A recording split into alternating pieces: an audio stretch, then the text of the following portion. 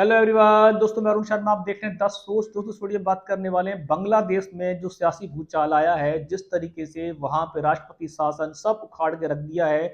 जनता ने रोडों पे जो हाल मचाया है वो उसको बयान नहीं किया था। दोस्तों अगर आप चैनल पहली बार हैं जुड़ सकते हैं सारी वीडियो में। दोस्तों बात करते हैं शेख हसीना, नाम ही हसीना है, जिन्होंने लगातार 15 साल वहां पे राज किया और जिस तरीके से उन पे धांधली के आरोप लग रहे थे, जिस तरीके से इस बार का जो इलेक्शन था उस पर प्योर धांधली के आरोप थे कि उन्होंने अपने आप को जिताने के लिए बहुत बड़ा गड़बड़ घोटाला किया, लोकतंत्र की हत्या की है। ऐसा कुछ सुनने में आया था, कितना सही है कितना गलत है, जिसके चलते इस्लामी छात्र संघ ने उनसे बहुत सारी डिमांडें कर रखी थी, पर शेख हसीना की तरफ से उनको खाली वादे किए जा रहे थे। कुछ बात विवादों को लेके मुद्दा इतना छिड़ गया कि इस्लामी उन्होंने देश की बैंड बजा के रख दी और शेख हसीना की सरकार को खाड़ के फेंक दिया। इसमें उनके हार के कारण यही बताया जा रहे हैं कि उन्होंने अपनी घमंड के चलते, अपने अहंकार के चलते जो लोकतंत्र की हत्या की थी, जो शासन उनके मन में बैठ गया था कि वो वही सत्ता पे जब तक जीवित रहेंगी शासन करेंगी, और धांधली के आरोप जो लगते रहे उनके ऊपर वो बढ़ते चले गए, जिससे देश में एक तरफा माहौल बन गया कि शेख हसीना को किसी भी तरीके से जड़ से उखाड़ना फेंकना पड़ेगा। इसमें विरोधी पार्टियों ने भी अच्छे हाथ धोए, उन्होंने जनता को भड़काया और बहुत सारे मैदान में आ गए, कुछ साइलेंट रहे। पर अभी तक इस्लामी संघ के छात्रों ने जिम्मेदारी ले ली है।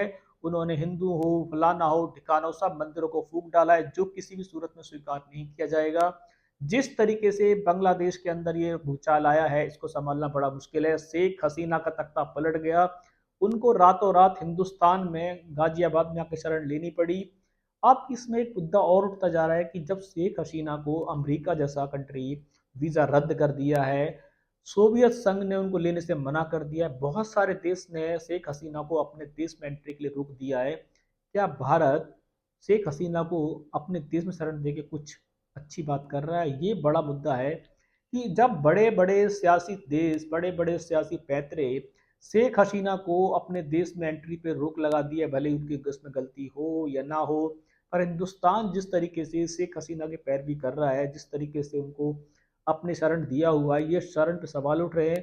क्या शेख हसीना को पूरे विश्व में जगह नहीं मिल रही तो वो क्या रुकेंगी? क्योंकि उन्होंने बीच में ब्रिटेन जाने के लिए, अमेरिका जाने के लिए ट्राई किया था, पर अमेरिका ने साफ कह दिया कि उनका वीजा रद्द है, उनकी अमेरिका में एंट्री नहीं होगी। यूके भी मैदान में आ गया, उसने भी साफ मना कर दिया, ब्रिटेन में एंट्री नहीं होगी।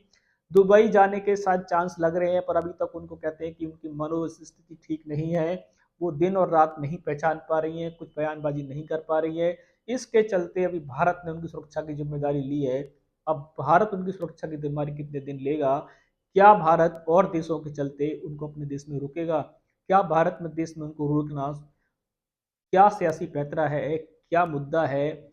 शेख हसीना कब अपने नॉर्मल मूड में आएंगी, कब वो आगे की फ्लाइट करेंगी? क्योंकि उनके अभी तक पैंतरे उलझने को, जो उलझे हैं सुलझने को तैयार नहीं है। देश में भूचाल खड़ा है, नई सरकार अपना राष्ट्रपति बना सकती है, प्रधानमंत्री बना सकती है। जनता ने शेख हसीना के तख्ते को पलट के रख दिया है, पर जनता से जब भी इसमें मुद्दे निकल के आए, उन्होंने साफ कहा कि लोकतंत्र की हत्या आज से नहीं, बांग्लादेश के अंदर शेख हसीना बहुत टाइम से कर रही थी। जैसे कि पुतिन पे आरोप लगते हैं, वो अपनी जीत के लिए शाम दाम दंड भेंट सब अपनाती थी, जिसके चलते जनता विमुख हो गई और उन्होंने उसके इस दमनकारी नीति का अंत करने के लिए एक तरफा चुनाव किया, और अहंकार जो उनका था कि वो ही राज करेंगी, इसको उन्होंने तोड़ के रख दिया है।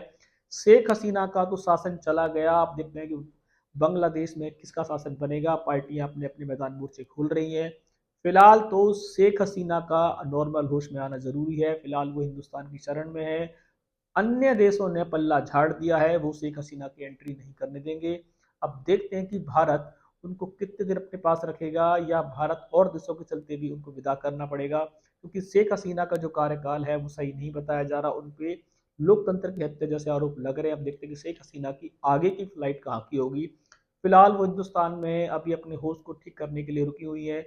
आने वाला समय उनको किस कंट्री में लेके जाएगा, और बांग्लादेश का अभावी मुख्यमंत्री, भावी प्रधानमंत्री, भावी राष्ट्रपति कौन बनेंगे, ये आने वाले समय में आपको बता दें। दोस्तों अगर आप चैनल पहली बार हैं जुड़ सकते हैं सारी वीडियो को। दोस्तों मैं अरुण शर्मा मिलूंगा नई सोच के साथ, अपना ध्यान रखें। नमस्कार।